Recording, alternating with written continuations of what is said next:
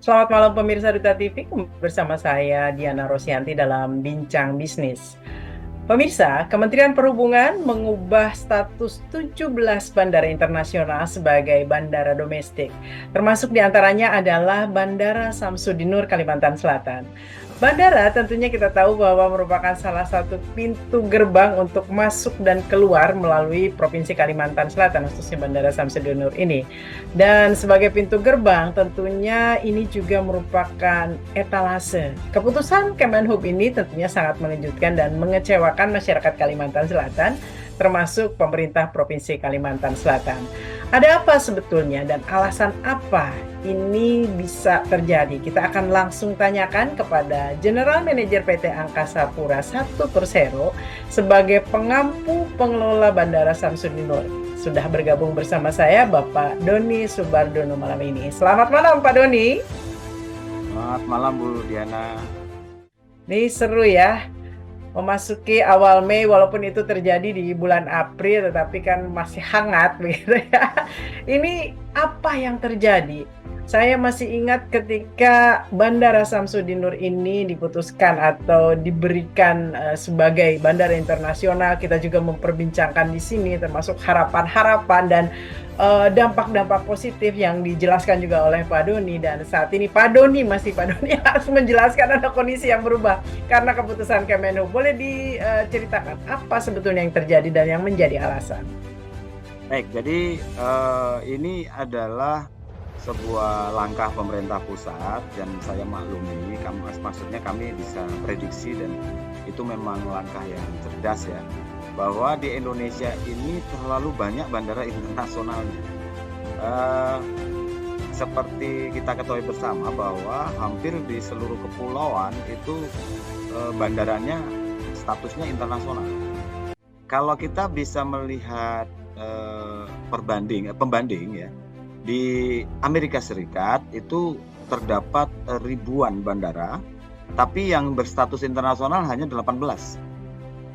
Gitu. Karena dengan membuka pintu internasional itu banyak sekali fasilitas-fasilitas yang harus disiapkan oleh negara.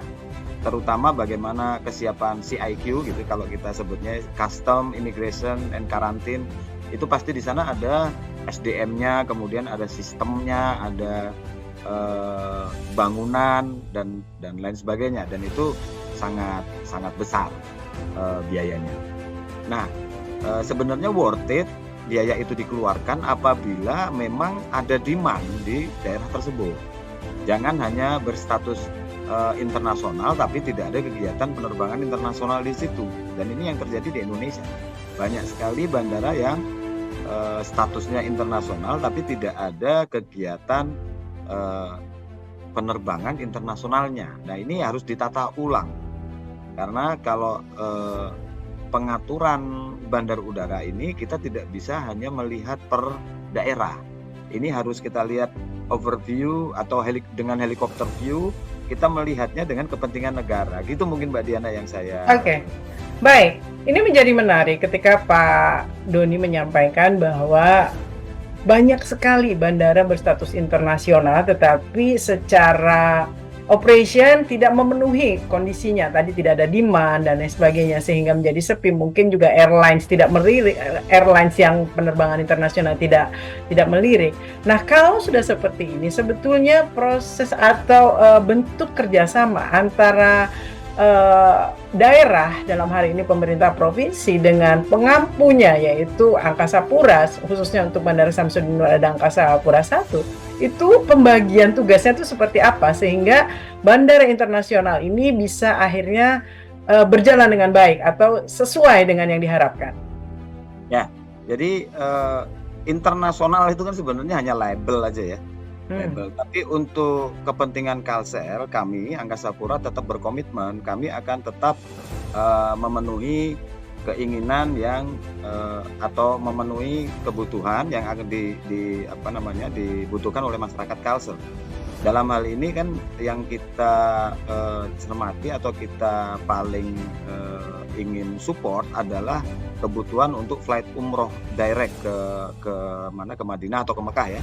ini tetap bisa dilakukan untuk Bandara Samsudinur, tetap bisa dilakukan karena Permen nomor 31 tahun 2024 ini masih memperbolehkan apabila di daerah tersebut memang melakukan penerbangan charter.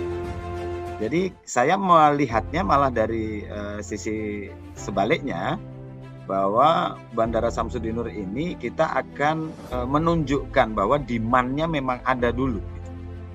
Nah, demand-nya ada, penerbangan secara kontinu, kebutuhan penerbangan internasional secara kontinu itu memang benar-benar dibutuhkan atau memang benar-benar ada pasarnya.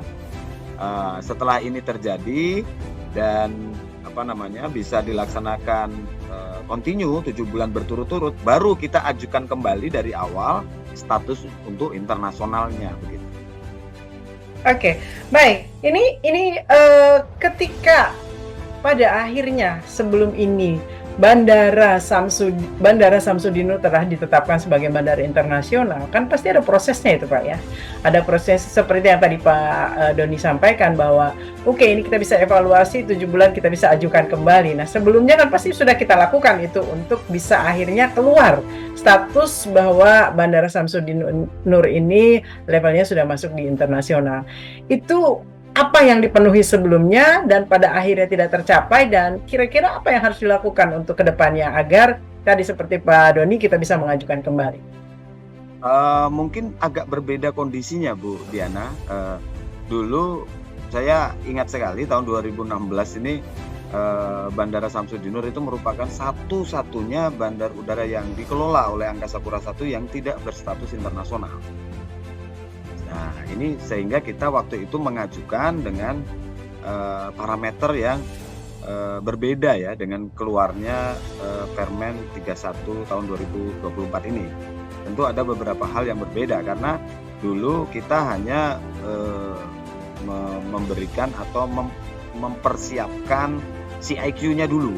Baru kemudian status ini kita dorong, kemudian di masing-masing instansi merasa sanggup dan setuju bisa memenuhinya, baru Kementerian Perhubungan melakukan survei dan memberikan persetujuan untuk perubahan status menjadi internasional. Nah, sekarang kita rubah bahwa coba kita buatkan demand-nya dulu dengan melakukan prosedur yang namanya charter gitu. Ketika status penerbangannya ini charter, tetap bisa melakukan penerbangan ke luar negeri. Kemudian baru kita ajukan statusnya sebagai internasional dengan penerbangan charter yang kontinu ini sebagai bukti atau sebagai data pendukung untuk menaikkan status menjadi internasional. Mungkin jadi terbalik seperti itu, Bu. Oke, apa sih sebetulnya pada saat ini ya, kalau tadi Pak Doni mengatakan semua tetap akan berjalan biasa, hanya dicabut saja statusnya internasional, kita tetap bisa memberangkatkan umroh, kita tetap ada kondisi kan. Jadi kan sepertinya tidak ada yang berubah dari yang sudah berjalan di Bandara Samsudinur ini. Lalu sebetulnya ketika itu dicopot, secara harfiahnya apa yang berkurang, apa yang berubah? Selain tadi proses penerbangan umroh yang memang paling banyak ya di Kalimantan Selatan ini yang bisa melakukan penerbangan langsung. Kita masih akan bahas ini, kita kembali sesaat lagi.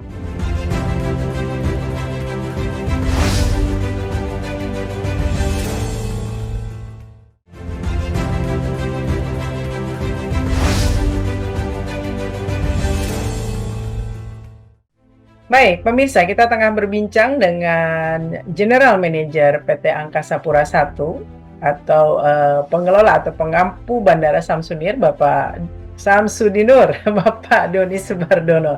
Ini saking bersemangat dan agak-agak sedih dengan perubahan status, tetapi tadi Pak Doni juga sudah mengatakan sebetulnya secara operation apa yang ada itu tidak akan terlalu berubah, hanya statusnya yang berubah.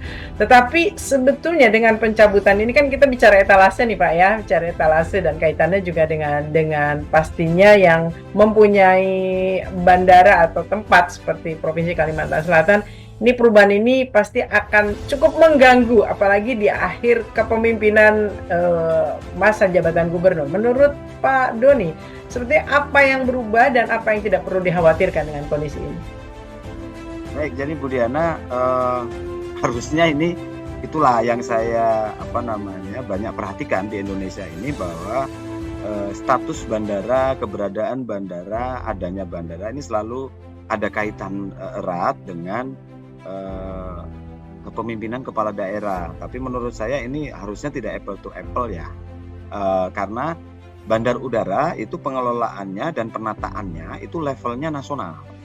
Kalau dilihat secara segmented per daerah ini agak kurang pas, karena persyaratan pendukung instansi yang saya sampaikan kepada Bu Diana ini adalah toolsnya negara atau perangkatnya negara, seperti keberadaan imigrasi, kemudian keberadaan custom, keberadaan karantina ini banyak nih, ada karantina hewan, ikan, dan lain-lain gitu. Nah, tentu kalau ini hanya dikaitkan dengan daerah, ya nggak ketemu, nggak match. Tapi kalau saya yakinkan dengan status perubahan internasional di Samsudin Nur, dengan tidak adanya status internasional, itu bukan berarti terjadi penurunan kualitas bandara, karena seperti saya sebutkan, penerbangan charter masih bisa dilakukan dan negara masih menunjuk Bandara Samsudin Nur sebagai salah satu embarkasi pelaksanaan haji besok. Artinya haji besok kan statusnya juga sudah internasional. Ini sudah dilakukan, dan sampai dengan tadi pagi kami sudah melakukan rapat-rapat terus mengenai pelaksanaan embarkasi haji untuk tahun ini. Dan masih salah satunya Samsudin Nur masih mendapatkan atau masih ditunjuk oleh Menteri Agama sebagai salah satu embarkasi haji. Oke, artinya tetap direct ke Jeddah ya Pak ya, tidak transit juga. Oke, baik. Statusnya tetap internasional. Jadi ada dua sisi Bu Diana yang harus kita kupas, bahwa kalau penerbangan haji dari Samsudin Nur itu landing di Kuala Namu, itu bukan berarti transit statusnya. Hanya isi bahan bakar gitu. Betul, itu kalau kita sebutnya sebagai tactical landing. Tactical landing, tapi yang penerbangan ini sudah berstatus internasional, karena status internasional ini dibuktikan dengan pencatatan keluar masuknya orang ke luar negeri ini oleh Kementerian Hukum dan HAM, yaitu Dirjen Imigrasi. Kemudian pengawasan barang-barang keluar border nasional itu dilakukan oleh Departemen atau Kementerian Keuangan, yang dalam hal ini dilakukan oleh Kantor Pelayanan Biaya dan Cukai di Bandara Samsudin Nur. Jadi statusnya masih internasional. Statusnya tetap internasional, walaupun tadi ada beberapa teknis yang memang tetap harus dilakukan khusus untuk haji. Jadi tidak perlu khawatir, tetap berangkat dari, walaupun sudah dicabut Bandara Internasional Samsudin Nur untuk keberangkatan haji. Nah, Pak Doni, secara mapping tadi Pak Doni di awal sudah mengatakan ini merupakan kebijakan dari Kemenhub karena ada beberapa hal yang menjadi pertimbangan.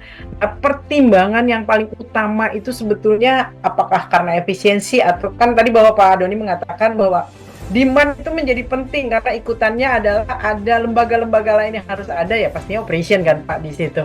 Nah, sebetulnya dari mapping yang ada saat ini kalau tidak salah ada 17 bandara internasional dan 17 yang domestik, yang internasional menjadi domestik ya, artinya diturunkan kembali.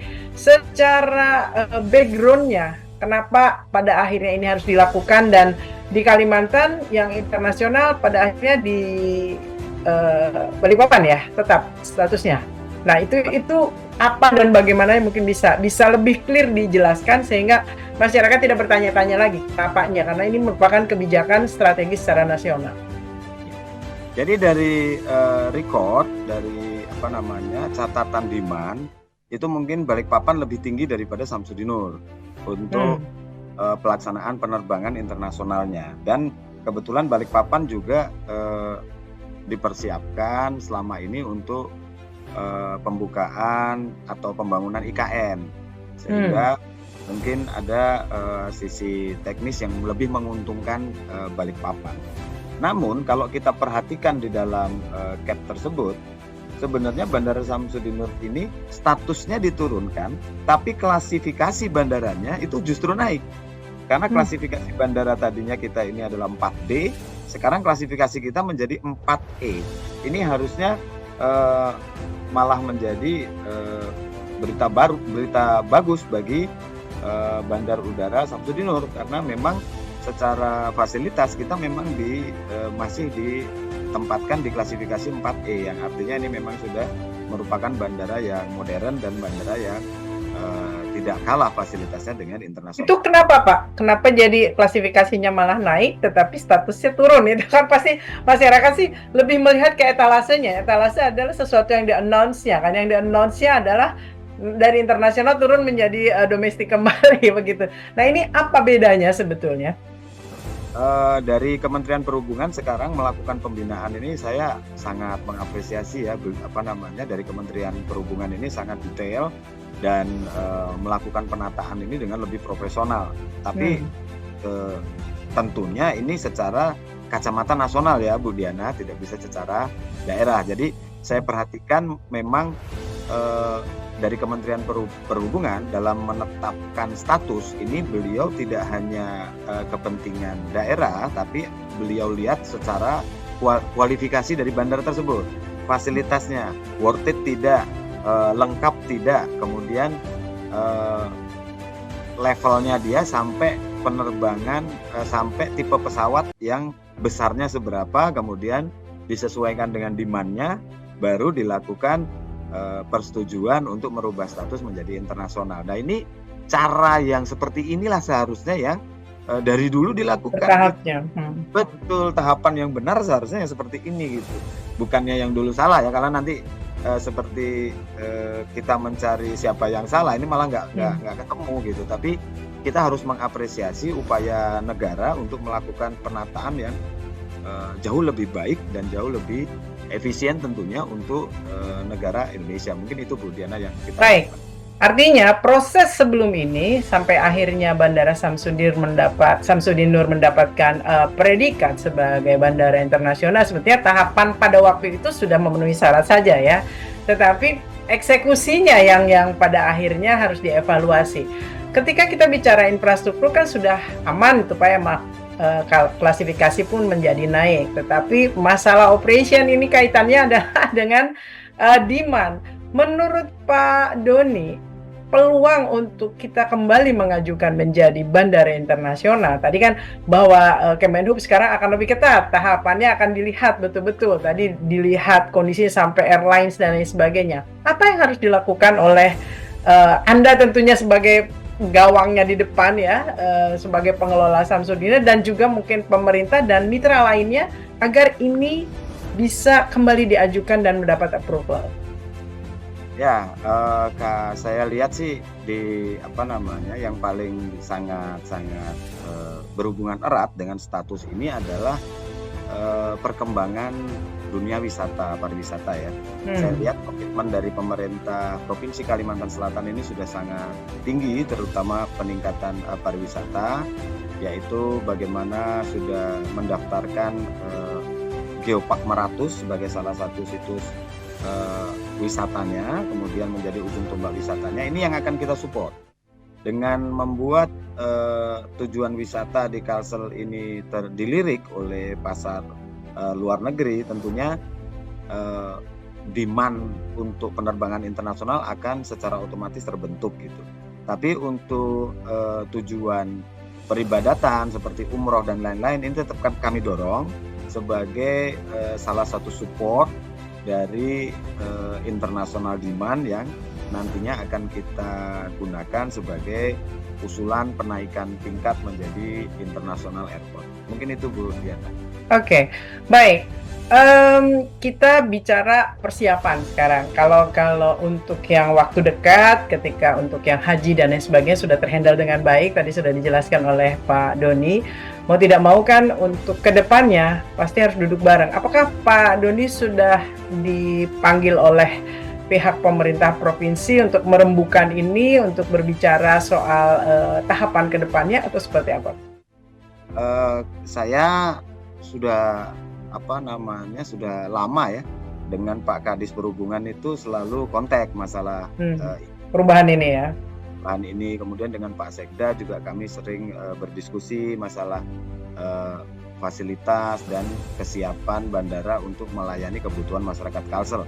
Saya kebetulan saya kan di Bandara Samsudin Nur ini baru 3 tahun ini, dan alhamdulillah saya perhatikan para pejabat daerah di Kalimantan Selatan ini sangat support terhadap bandar udara, dan ini luar biasa saya perhatikan, sehingga kami tidak ada jarak untuk melakukan diskusi, dan kami juga memiliki semangat dan energi positif ya untuk terus mencoba memberikan layanan terbaik kepada masyarakat Kalimantan Selatan. Jadi sampai dengan dari dinas-dinas lingkungan, kemudian dari PUPR ini selalu melakukan koordinasi terkait dengan fasilitas-fasilitas yang ada di bandara dengan kami, dan diskusi itu sangat cair dan sangat erat, Bu Diana.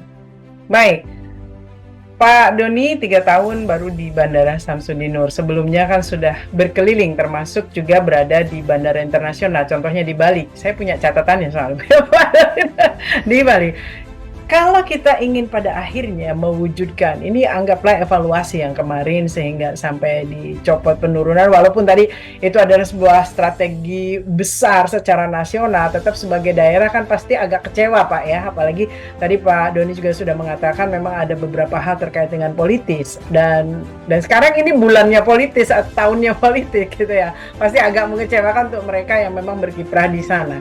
Tetapi kalau kita melihat kepentingan secara umum, baik nasional maupun juga lokal di Kalimantan Selatan, berpengalaman dari yang sebelumnya Pak Doni berada di bandara internasional yang tidak turun-turun tuh posisinya, selalu rame, apa yang harus dievaluasi yang bisa membuat orang datang dan pergi dari Bandara Samsudin Nur ini memenuhi kuotanya, demand-nya untuk bisa kembali ke menjadi internasional. Kalau pariwisata kita evaluasi terbuka ya, kan ini evaluasi membangun gitu.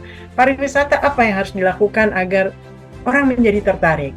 Karena kan di situ menjadi ranahnya untuk akhirnya kita bisa mendapatkan peningkatan kembali.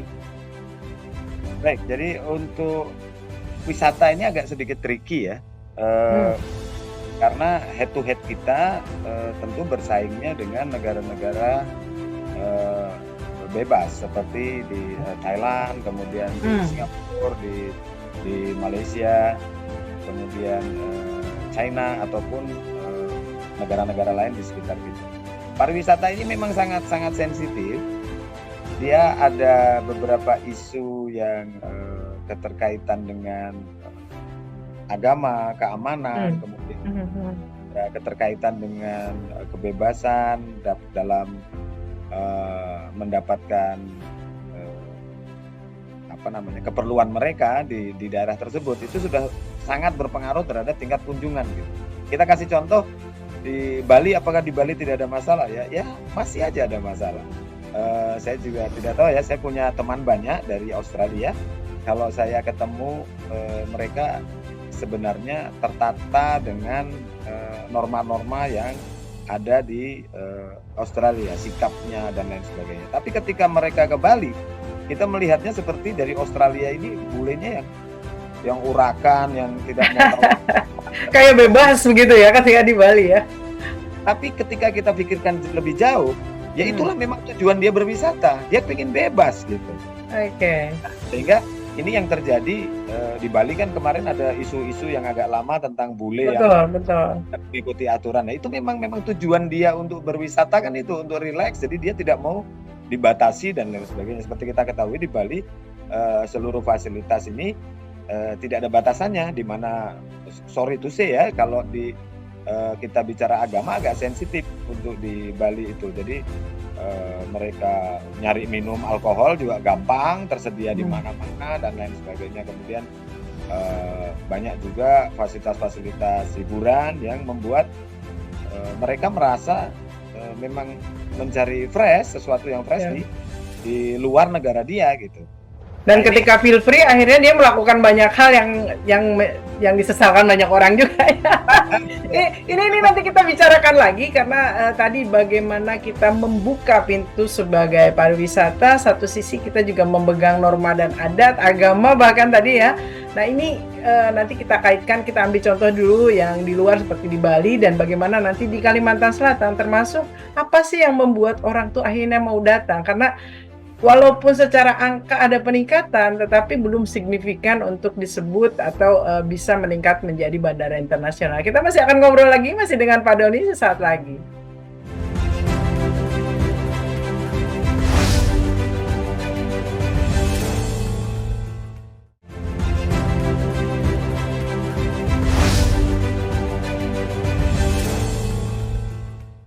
Pemirsa, semakin seru, kita akhirnya semakin terbuka apa yang menjadi alasan.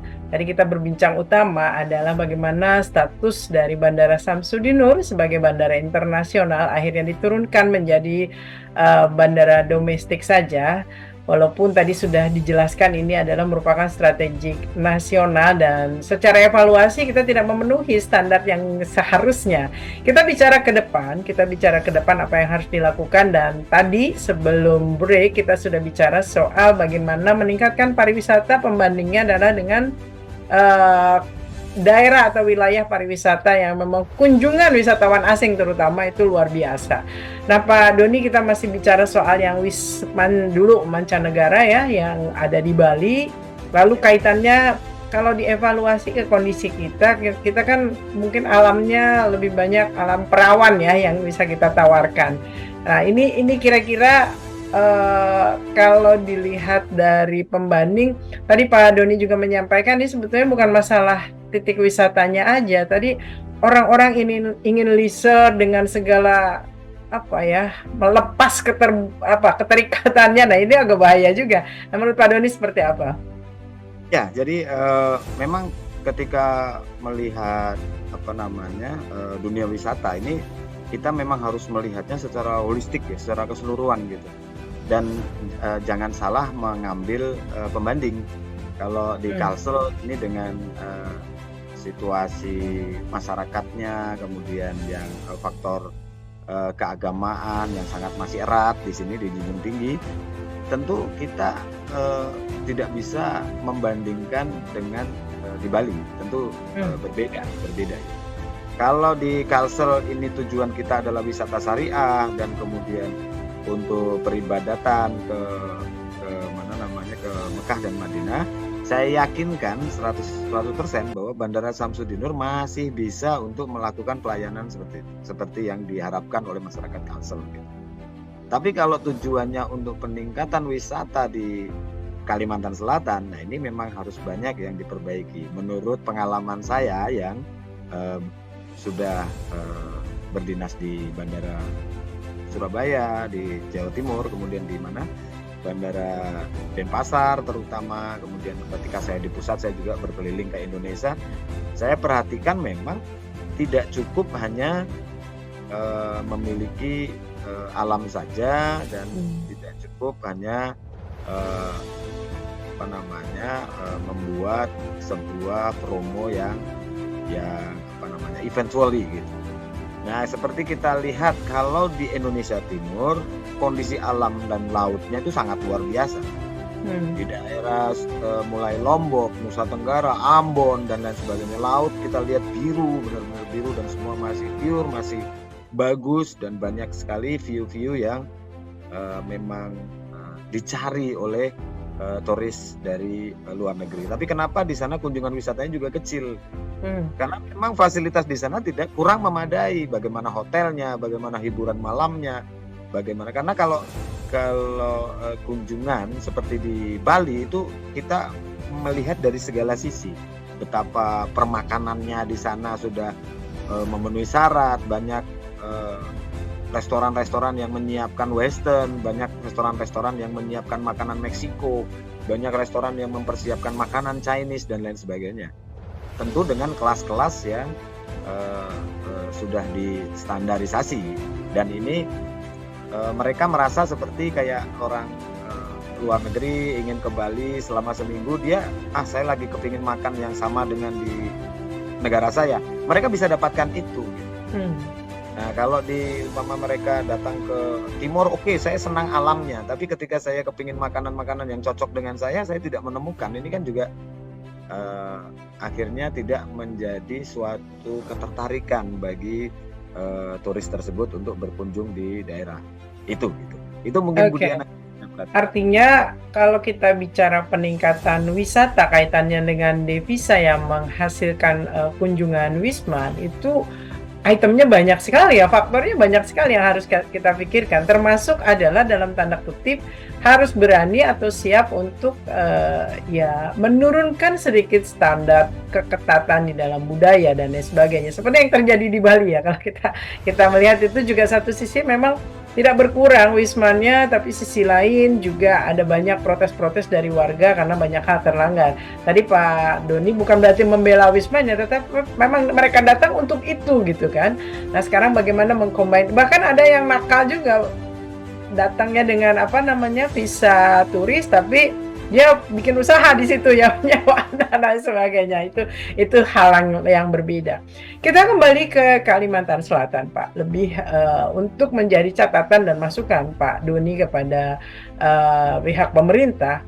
Tadi Pak Doni katakan bahwa secara intens ngobrolnya sudah oke, tetapi kan tetap harus ada eksekusi nih. Kalau kita bicara hal yang harus ditingkatkan, yang pertama kan sekarang kita kalau melihat laporan dari dinas-dinas terkait mengatakan ada peningkatan. Nah, pastinya peningkatan yang agar terlihat lebih signifikan, apa yang harus dilakukan? Apakah memang Kalimantan Selatan itu bisa menjadi daerah kunjungan wisatawan mancanegara ataupun mungkin wisatawan lokal domestik, karena kan memang negara kita tuh hobi juga jalan-jalan ya orang-orangnya, tapi kan lebih senang keluar Pak daripada ke dalam. Nah ini apa yang harus dilakukan untuk agar devisanya tidak lari keluar tapi masuk ke kita, berputar di negeri sendiri Pak? Ya, jadi wisata ini harus di-create dengan paket-paket yang tentunya benar-benar menarik bagi wisatawan. Kemudian kelengkapan atau kebutuhan dari wisata ini bisa dimasukkan ke dalam paket yang akan kita susun. Ya, ini dapat memudahkan untuk melokalisasi area-area mana yang nantinya bisa memenuhi kebutuhan para wisatawan. Ini mungkin akan lebih bagus kalau seperti itulah yang dilakukan. Jadi paket-paket wisata ini memang benar-benar didesain, tentu seluruh seluruh stakeholder ikut terlibat ya, bagaimana travelnya, bagaimana pengelola taman wisatanya di Kalsel, kemudian bagaimana pengelola restoran dalam memenuhi kebutuhan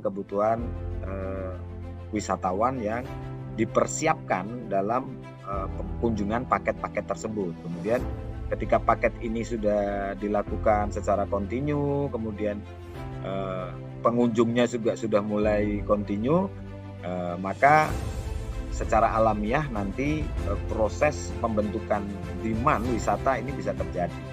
Yang saya lihat seperti itu, Bu.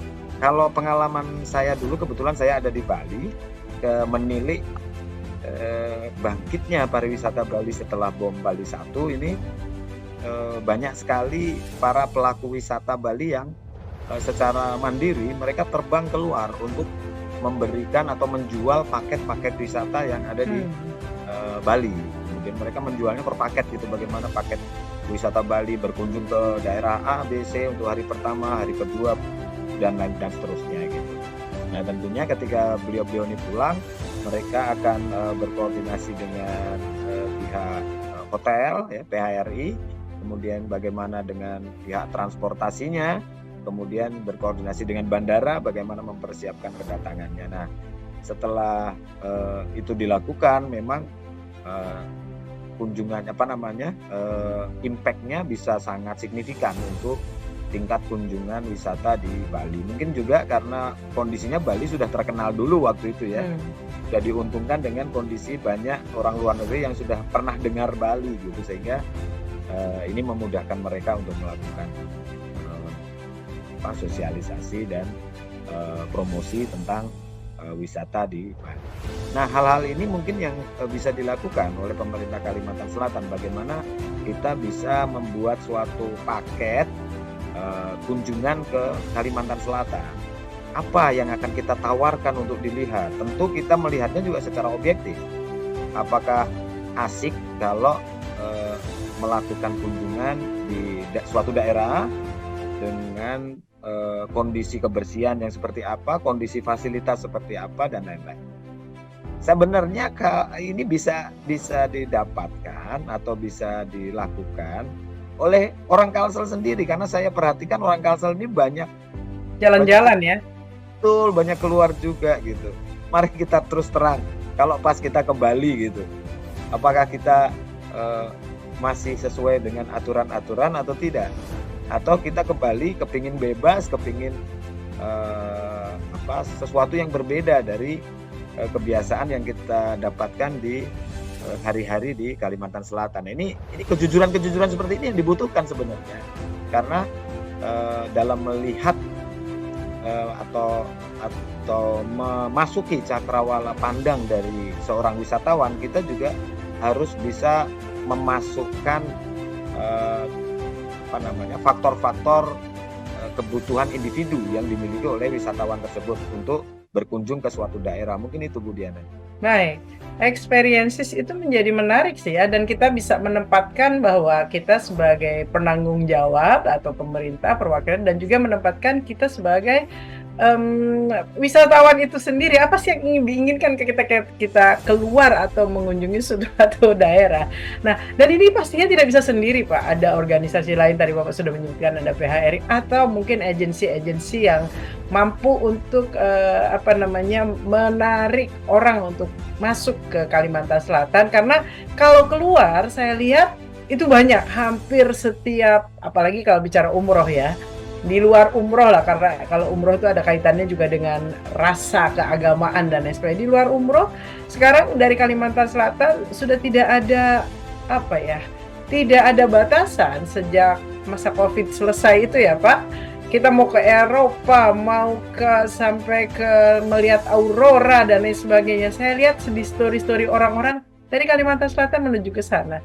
Tetapi bahwa mereka menjadi PR kita ini masih belum. Nah, ini nih apa yang harus dilakukan dengan melibatkan para masyarakat lah, kita katakan masyarakat, baik yang tergabung di organisasi ataupun personal, selain untuk melihat dan memberi masukan, juga sebagai PR-nya Kalimantan Selatan, Pak.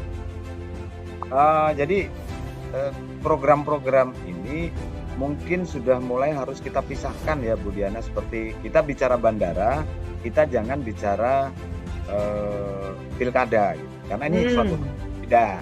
Kalau itu dikaitkan nanti malah tidak nyambung, karena pilkada itu secara daerah, kalau penataan bandara secara nasional. Kemudian wisata, ketika kita bicara wisata, kita jangan ngomong agama, karena tidak ketemu. Banyak mudorotnya dan lain sebagainya. Mohon maaf, untuk perjalanan suci seperti umroh pun masih kita temui banyak fotokopi KTP yang ada di batu-batu di Jabal Rahmah gitu. Itu kan sesuatu hal yang sebetulnya nggak boleh ya. Boleh, tapi itu tetap KTP itu dari mana gitu kan? Dari Indonesia kebanyakan gitu. Jadi, artinya ini hal orang kita.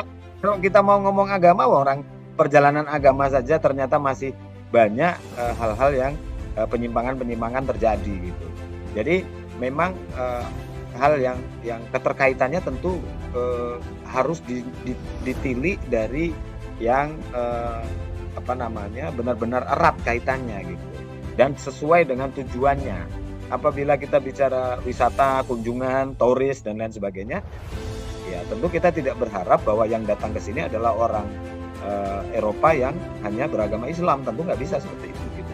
Karena memang nanti kita akan mengerucutkan diri kita sebagai satu tempat atau tempat kunjungan wisata gitu. Jadi ketika kita bicara meningkatkan kunjungan, ya kita harus bisa membuka lebar-lebar tangan kita, kemungkinan kita, dan kesiapan kita untuk dikunjungi. Hal-hal negatif tentu akan kita atur dengan cara-cara dan perangkat-perangkat yang berbeda. Mungkin itu yang terlihat. Jadi memahami apa yang diinginkan oleh orang kalau datang ke kita menjadi penting ya Pak ya. Pastinya akan ada kontroversi ketika itu wisman atau mancanegara, ada kebiasaan-kebiasaan yang memang mungkin tidak match dengan adat istiadat kita. Nah ini yang perlu kita obrolkan dulu. Jadi jangan untuk nextnya untuk meningkatkan bandara menjadi internasional karena pariwisata menjadi salah satu faktor besarnya. Ini harus kita evaluasi betul-betul apakah kita siap untuk menerima kunjungan yang membludak dari wisatawan, khususnya wisatawan mancanegara. Kita masih akan diskusikan ini, masih di Bincang Bisnis.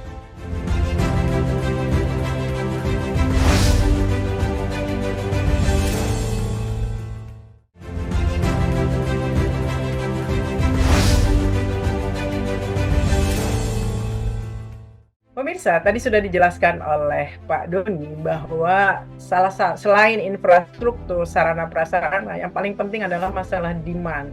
Nah, karena demand ini akan mempengaruhi terkait bagaimana alat angkutnya, airlines-nya itu akhirnya mau untuk datang atau landing di Bandara Samsudinur. Tadi dijelaskan secara lebih detail juga kalau pariwisata. Tetapi jasa itu kan tidak melulu pariwisata. Di sana ada perdagangan, ada juga kemungkinan industri yang akan berkembang pesat ketika IKN-nya juga berkembang pesat. Pak Doni, kalau Pak Doni melihat, ini kan kalau tadi Pak Doni secara bicara review, bisa saja 6-7 bulan lagi kita ajukan gitu. Tapi kalau misalkan keadaannya masih begini kan agak repot gitu loh Pak, diajukan pun kalau hanya untuk mendapatkan status pasti nanti akan turun lagi gitu karena tidak memenuhi standarnya. Realistisnya Pak, dengan rencana pengembangan Kalimantan khususnya adanya IKN, sebetulnya selain jasa pariwisata pasti yang besar lagi adalah tadi perdagangan dan industri. Kira-kira seperti apa Pak itu untuk membuat orang datang dan ke via Bandara Samsudinur? Kalau dari sisi bisnis, industri gitu ya, kita lihat perkembangan untuk industri keluar ini masih dari kesiapan atau sifat masyarakatnya yang produktif versus yang konsumtif. Ini kita bisa berkaca dari barang kargo yang datang ke Bandara Samsudinur.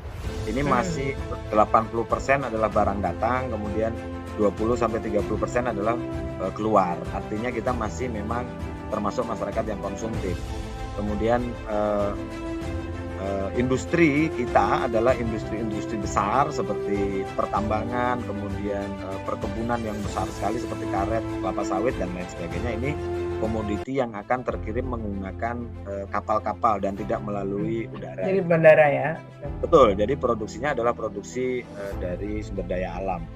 Tapi untuk kami yakinkan untuk kepentingan industri yang ada di Kalimantan Selatan dengan status internasional dan lain sebagainya, ini sama dengan penumpang. Artinya apabila ini diperlukan ekspor dan lain sebagainya, ini tetap bisa diproses di Bandara Samsudinur. Oke, baik. Akhirnya termapping juga seperti itu karena kalau misalkan itu kan juga orangnya mungkin terbatas ya yang hadir, misalkan pelaku usaha atau pelaku bisnis ya paling pada level tertentu saja yang melakukan perjalanan dari dan ke ini ya. Tidak yang besar sekali, dan untuk komoditinya ternyata diangkutnya pakai kapal gitu loh. Jadi masih gambarannya memang masih harus diperjuangkan kembali. Jadi lebih ke orang dan memang kaitannya yang paling besar adalah wisata. Pak Doni, kalau kita melihat Kalimantan Selatan ke depan dalam posisinya, tadi Pak Doni mengatakan kami masih bisa melayani reguler seperti yang sudah ada berjalan ini begitu kan. Nah, kalau ke depan dengan semakin berkembangnya Kalimantan Selatan termasuk adalah kaitannya dengan IKN, positioning kita ini seperti apa, termasuk Bandara Samsudinur itu seperti apa?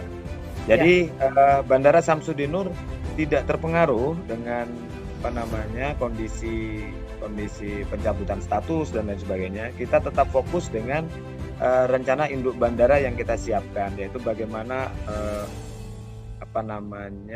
milestone yang kita akan capai dalam pengembangan bandara ini tetap kita lakukan dalam 5 tahun ke depan.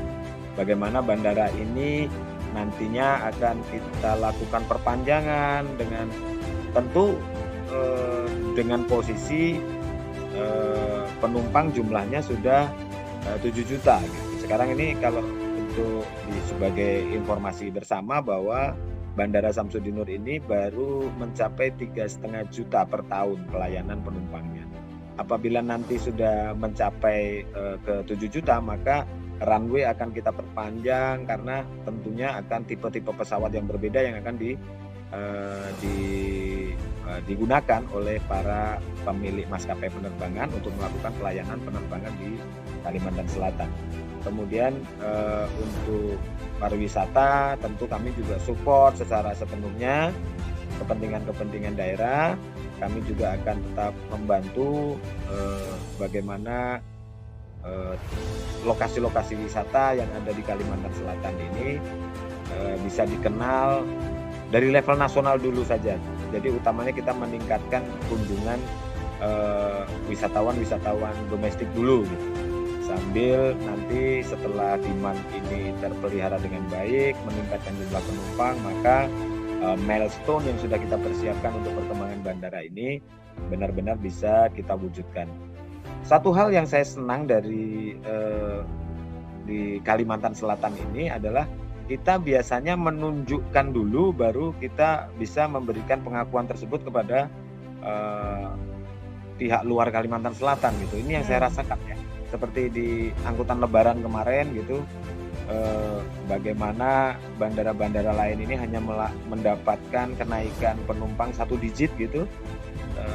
Bandara Samsudinur tanpa berkoar-koar kita mengalami kenaikan 2 digit gitu. Dan mengalami kenaikan traffic barang atau kargo itu sampai dengan 40%, hampir 50%. Itu dari dan ke? Dari dan ke, betul. Luar biasa, sangat kita lihat perkembangan atau betapa bisnis penerbangan udara transportasi udara ini begitu digemari di Kalimantan Selatan. Jadi lebih baik kita menunjukkan atau merubah statusnya dengan cara begitu. Kita tunjukkan dulu fokus di situ ya Pak ya. Betul, kita tunjukkan dulu ada demand, kita tunjukkan dulu ada pasar, baru kita bisa diakui secara nasional. Baik, Pak Doni, terakhir nih.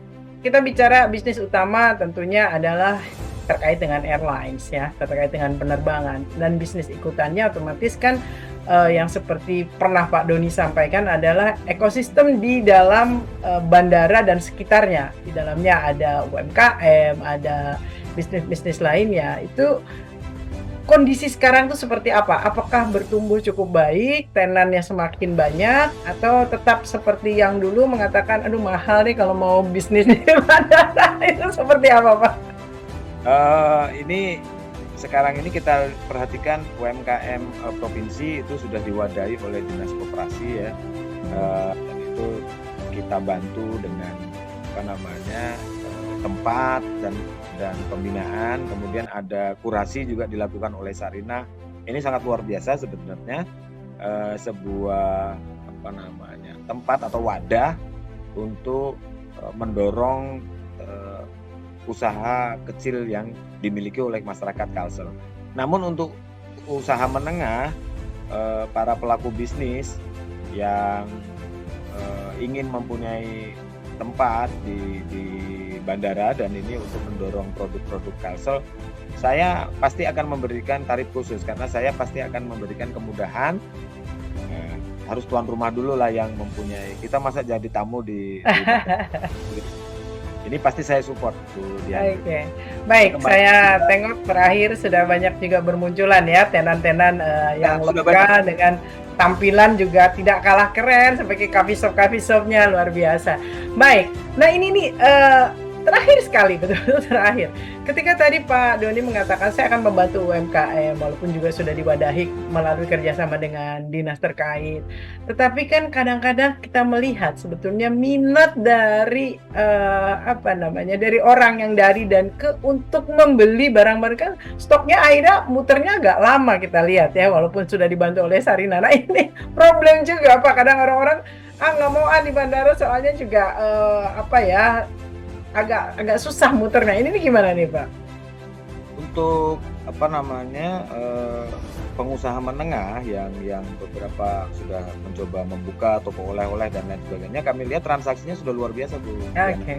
Jadi Makanan mungkin ya Pak ya, lebih ke makanan, jadi barang-barang oleh-oleh yang nanti akan dibawa dari Kalsel ini banyak transaksi itu saya perhatikan dari hariannya angkanya juga cukup signifikan gitu, sampai 8 juta kita dalam satu hari 8 juta dalam satu bulan sudah bisa kita lihat jumlahnya sebagai ini memang ini sebuah bisnis yang sangat luar biasa. Oke. Baik, artinya kalau ada yang berminat bisa duduk bareng ya Pak ya untuk dibantu support untuk tidak terlalu mahal katanya gitu. Saya pasti Baik, Pak Doni terima kasih untuk bincang-bincang kita. 1 menit terakhir silakan apa yang ingin disampaikan untuk masyarakat Kalimantan Selatan. Mungkin juga tadi sudah ditegaskan sebetulnya, tapi mungkin ada hal penting lagi yang ingin disampaikan, silakan. Baik, terima kasih Bu Diana. Untuk masyarakat Kalsel saya menyampaikan bahwa jangan terlalu khawatir dengan status internasional atau tidak gitu, karena ini tidak akan mengurangi kebanggaan Samsudinur sebagai bandara kebanggaan Kalimantan Selatan. Dan kami di Samsudinur siap untuk melakukan pelayanan kebutuhan masyarakat Kalsel untuk melakukan penerbangan walaupun itu internasional seperti penerbangan ke umroh dan lain sebagainya. Kita tetap akan upayakan untuk ada penerbangan umroh dari Samsudinur. Tentu hal ini tidak mengurangi atau tidak menggembosi semangat kami untuk tetap melakukan pelayanan terbaik bagi masyarakat Kalsel. Baik, terima kasih Pak Doni. Selamat malam, sukses untuk tim dari Angkasa Pura Bandara Samsudinur. Baik, pemirsa, demikian Bincang Bisnis saya Diana Rosianti. Sampai jumpa.